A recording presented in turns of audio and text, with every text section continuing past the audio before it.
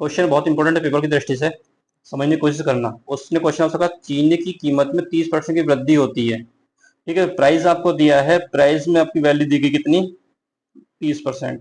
जो प्राइस आपको दिया इसकी फ्रैक्शन बनाएंगे, बन जाएगी 3/10। इसी प्रकार दूसरी बात करी उसने व्यय की। व्यय कितना बढ़ रहा है आपका, खर्च बढ़ रहा है कितना, 10%। 10% का फ्रैक्शन बनाएंगे तो 1/, कितना आ जाएगा, 10 आ जाएगा। ठीक, अब एक आपका कंसेप्ट यहाँ से ध्यान देना है, अगर आप प्राइस की मल्टीप्लाई खपत से कर रहे हो, कंजप्शन से, तो एक्सपेंडिचर आपके पास बन के आता है। इस कंसेप्ट को ध्यान में रखना। तो सबसे पहले बात करेंगे हम इनिशियल कितना था प्रारंभिक और अंतिम कितना बनेगा। ठीक, मेरे पास में प्राइस पहले कितना था, 10 था, 3 इंक्रीज हुआ था, कितना, 13 हो गया। इस कंडीशन में यह समझिए, इनटू में कंजप्शन पहले C1 था, बाद में कितना हुआ, C2 हुआ, इज इक्वल टू में एक्सपेंडिचर पहले कितना था, 10, क्योंकि 10% वृद्धि करी, कितना, 1 बढ़ गया, यानी 11 हो गया होगा।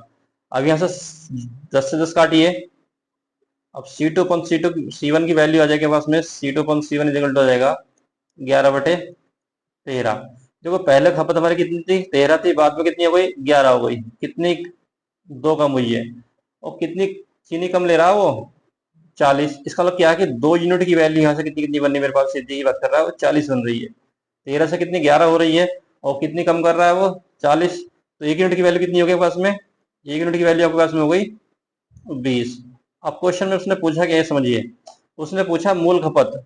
तो मूल खपत देखिए कितनी थी, तो मूल खपत कितनी है आपके पास में, पहले C1 13 है ना, तो मूल खपत आपके पास में हो जाएगी, मूल खपत इक्वल हो जाएगी 13 गुणा 20, 13 दूनी 26, 260 kg।